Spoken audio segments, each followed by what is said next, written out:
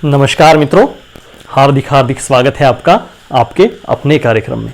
इस कार्यक्रम में हम वृषभ लग्न के लिए बुध के तृतीय भाव में क्या फलित प्राप्त होंगे ये देखने जा रहे हैं, इसके ऊपर विचार करने जा रहे हैं। इसके पीछे क्या लॉजिक है, ये कैसे समझा जाए, कैसे फलित को देखा जाए, ये समझने जा रहे हैं। चलिए शुरू करते हैं। अगर तृतीय भाव में बुध बैठ गए तो क्या फलित देंगे वृषभ लग्न के लिए।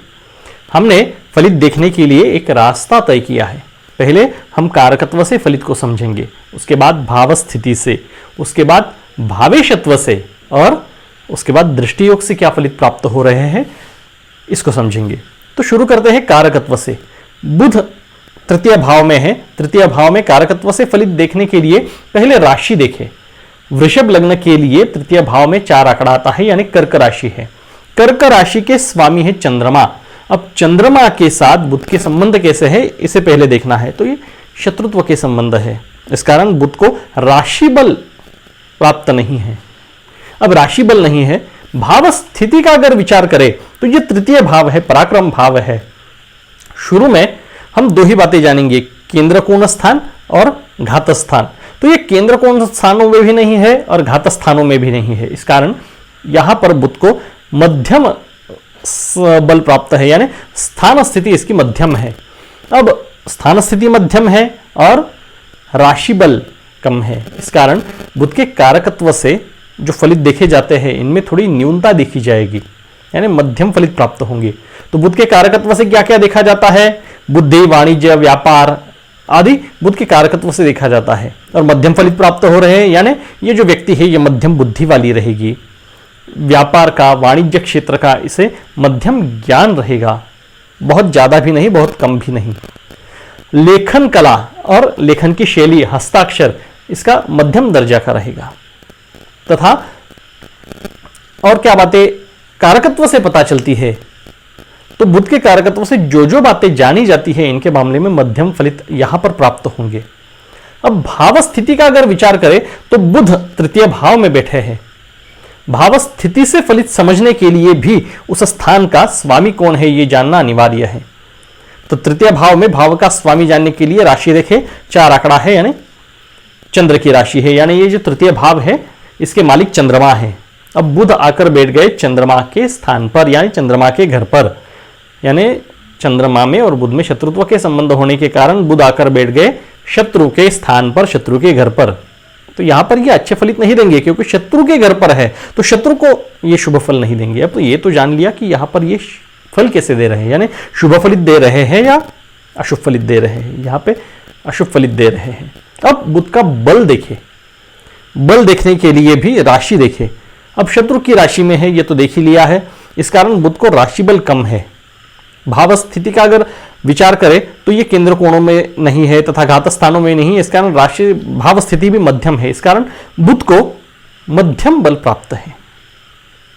अब मध्यम बल प्राप्त है और अशुभ फल दे रहे हैं, तो मिलाप करें, तृतीय भाव से जो बातें देखी जाती है उनके मामले में थोड़े अशुभ फलित प्राप्त होंगे। तृतीय भाव से क्या क्या जाना जाता है, तो तृतीय भाव से पराक्रम देखा जाता है, व्यक्ति का कर्तृत्व देखा जाता है, तथा छोटे भाई बंधुओं का सौख्य देखा जाता है, छोटे भाई बहनों का स्वभाव आदि देखा जाता है, तथा छोटी यात्राएं देखी जाती है इस स्थान से।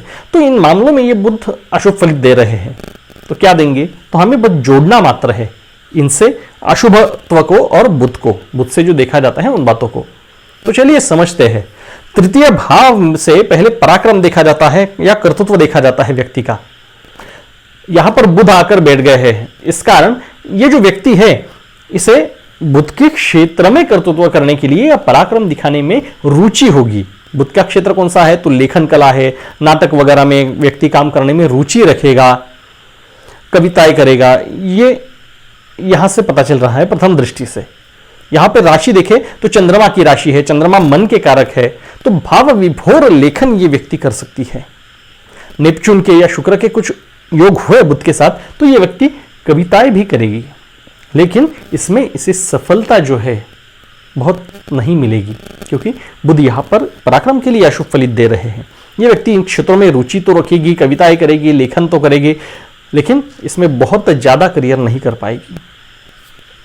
यहां से तृतीय भाव से छोटे भाई बंधुओं का सौख्य देखते हैं। यहां पर बुध है, अब बुध जो है, बुध स्वयं नपुंसक ग्रह है, ये स्त्रीत्व के कारक ग्रह भी नहीं है और पुरुष ग्रह भी नहीं है। इस कारण यहां पर इस व्यक्ति को छोटे भाई बंधु होने की जो संभावना है ये कम बनती है। लेकिन यहां पर रवि या शुक्र के और कुछ योग हुए और कुछ ग्रहों के योग हुए तो छोटे भाई बहन हो सकते हैं। अब अगर छोटे भाई बहन और योगों के कारण हुए तो उनके साथ संबंध कैसे होंगे? तो बुध यहां पर अशुभ फल दे रहे हैं। इस कारण इस व्यक्ति के इसके छोटे भाई बंधुओं के साथ जो संबंध है ये सामान्य रहेंगे। और क्या बातें पता चलती है? तो तृतीय भाव से छोटी यात्राएं देखी जाती है। बुध अशुभ फलित दे रहे हैं, यानी छोटी यात्राओं में हानि संभव है। छोटी यात्राएं यानी ये कहां पर करेगा, किस क्षेत्र में करेगा? तो बुध के क्षेत्र में जोड़ी लगाए। छोटी यात्रा अधिक बुध, तो बुध व्यापार के वाणिज्य के कारक हैं, तो व्यापार वाणिज्य के लिए इस व्यक्ति को छोटी यात्राएं करनी पड़ सकती है और इसमें बुध अशुभ फल दे रहे हैं। इस कारण इसको इन यात्राओं में हानि संभव है, चोरी चपेटी के योग भी बनते हैं, इससे तकलीफ होगी। तो ये तो जान लिया हमने भाव स्थिति से बुध क्या फलित देंगे। अब भावेशत्व से क्या देंगे इसे समझते हैं। वृषभ लग्न के लिए बुध की जो दो राशियां है, एक तो मिथुन राशि है और दूसरी कन्या राशि। तो पहली मिथुन राशि आती है द्वितीय भाव में और दूसरी जो कन्या राशि है ये पंचम भाव में आती है। तो एक एक करके जानते हैं, ये दोनों भावों के संबंध में फल देंगे, तो एक एक करके समझते हैं। तो बुध की जो प्रथम राशि है द्वितीय भाव में, तो द्वितीय भाव के स्वामी होकर ये आ गए तृतीय भाव में, क्या फलित उत्पन्न करेंगे? तो इस योग का फलित समझने के लिए हमें वह जोड़ मात्र लगानी है, यानी द्वितीय भाव से जो देखा जाता है उसे जोड़ दो तृतीय भाव से जो देखा जाता है उसके साथ, और अंत में जो रिजल्ट आता है उसको बुध के साथ जोड़ दो। बुध के साथ यानी बुध से जो देखा जाता है उसके साथ जोड़ दो। तो द्वितीय भाव से क्या जाना जाता है? तो द्वितीय भाव धन स्थान है, वाणी का स्थान है, कौटुंबिक सौख्य का स्थान है। अब इस स्थान का स्वामी आकर बैठ गया पराक्रम कर्तृत्व के स्थान में, छोटे भाई बंधुओं के स्थान में, छोटी यात्राओं के स्थान में। जोड़ी लगाए, जोड़ी लगाते वक्त तर्क बुद्धि का उपयोग जरूर करना है। तो धन स्थान का स्वामी आ गया पराक्रम स्थान पर, इस कारण इस व्यक्ति को अपने पराक्रम से धन की प्राप्ति होगी। अगर आप द्वितीय भाव को भी प्रथम भाव मानकर गिने तो द्वितीय भाव से ये द्वितीय भाव है, द्वितीय भाव को पहला भाव मानकर गिने तो ये द्वितीय भाव आता है और द्वितीय भाव से प्राप्ति देखते हैं। इस कारण धन स्थान का स्वामी उसके धन स्थान में, इस कारण धन की प्राप्ति होगी। कहां से? तो लग्न का तृतीय है, यानी लग्न से पराक्रम स्थान है, तो पराक्रम से धन की प्राप्ति होगी, अपने कर्तृत्व से धन की प्राप्ति होगी। और भी जोड़ी है कि धन लगाना पड़ेगा, कहां पर? कर्तृत्व दिखाने के लिए, पराक्रम दिखाने के लिए इसको थोड़ा धन खर्चा करना पड़ेगा। किस क्षेत्र में, यह बात आती है। तो यहां पर ग्रह कौन सा है? तो बुध है। बुध वाणी का कारक है, वाणिज्य का तथा व्यापार का कारक है। तो इस क्षेत्र में कर्तृत्व दिखाने से इस व्यक्ति को धन की प्राप्ति होगी तथा इस व्यक्ति को व्यापार वाणिज्य के लिए धन भी खर्चा करना पड़ेगा और उससे धन की प्राप्ति भी होगी। दोनों बातें हैं, दोनों जोड़ आप लगा सकते हैं। और क्या बातें पता चलती है? तो द्वितीय स्थान से वाणी देखी जाती है मनुष्य की कैसी होगी।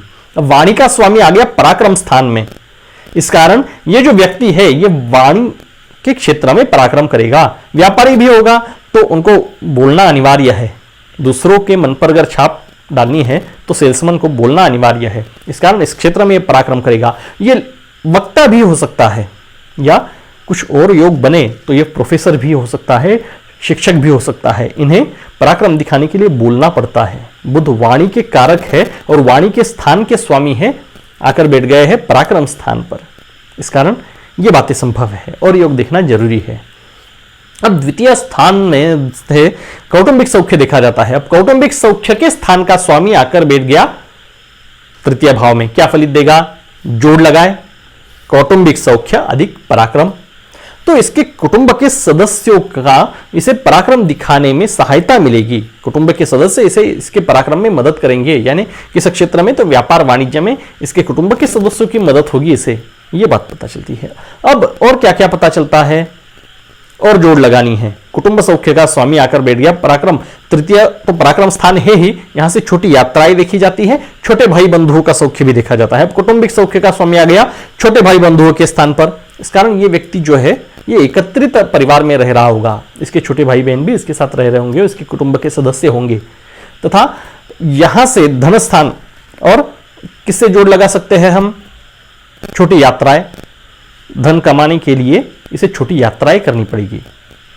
अब ये तो देख लिया हमने कि द्वितीय भाव का स्वामी है, तृतीय में आ गए, क्या फल देंगे।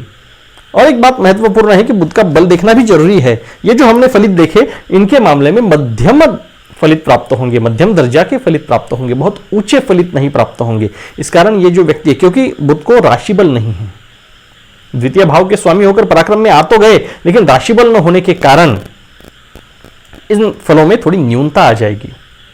तो बहुत बड़े व्यापारी नहीं होंगे ये, या बहुत हाई लेवल के प्रोफेसर नहीं हो सकते, ये स्कूल टीचर हो सकते हैं, या बहुत हाई लेवल के व्यापारी नहीं होंगे, मध्यम व्यापारी होंगे। तो ये जो बातें हैं, ये सूक्ष्म बातें हैं। अब बुध की जो दूसरी राशि है, ये पंचम भाव में आती है, कन्या राशि। अब कन्या राशि के स्वामी होकर आ गए तृतीय भाव में, क्या फलित देंगे? हमें उसी सूत्र का उपयोग करना है, यानी पंचम भाव से जो देखा जाता है उसे जोड़ देना है तृतीय भाव से जो देखा जाता है उसके साथ, और जोड़ लगाते वक्त तर्क बुद्धि का उपयोग जरूर करना है।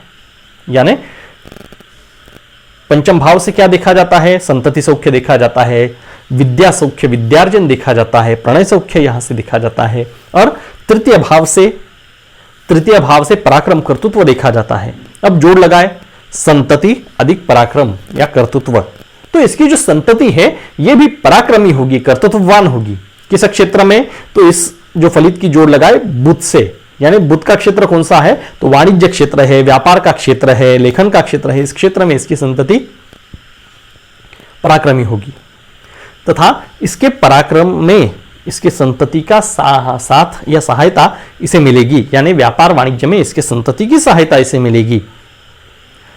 और क्या क्या बातें पता चलती है? तो पंचम स्थान से और क्या देखा जाता है? तो विद्या सौख्य देखा जाता है, जीवन में विद्यार्जन देखा जाता है। विद्यार्जन का स्वामी चला गया पराक्रम स्थान में, तो ये जो व्यक्ति है ये विद्यार्जन करने के लिए पराक्रम दिखाएगी, यानी अच्छे रैंक से अपना विद्यार्जन पूर्ण करेगी। किस क्षेत्र से? तो बुध से जोड़ी लगाए, बुध व्यापार वाणिज्य के कारक है। तो ये जो व्यक्ति है कॉमर्स लाइन से या एमबीए के क्षेत्र से, बैंकिंग सेक्टर से अपनी शिक्षा पूर्ण करेगा, अच्छी रैंक से पूर्ण करेगा। आप अगर गिनेंगे पंचम भाव को प्रथम मानकर, तो ये जो तृतीय भाव है ये एकादश आता है, एकादश भाव से लाभ देखा जाता है। तो इससे पराक्रम से संतति इसे अपने पराक्रम में सहायता करेगी, इससे इसे लाभ प्राप्त होंगे। या ये जो विद्या देखी जाती है पंचम से, विद्यार्जन में ये पराक्रम दिखाएगा और उससे लाभ प्राप्त करेगा, या विद्यार्जन का इसे अच्छा लाभ होगा। ये सारी बातें हम तर्क से समझ रहे हैं। आप तर्क को पकड़िएगा, तर्क अगर पकड़ में आ गया तो और कई बातें आप जान सकते हो, और अन्य ग्रहों के बारे में भी ये तर्क आपको उपयोग में आएगा। पंचम का स्वामी है, प्रणय सौख्य का स्वामी है, और पराक्रम में चला गया। तो ये जो व्यक्ति है ये क्या प्रणय सौख्य में पराक्रम करेगी?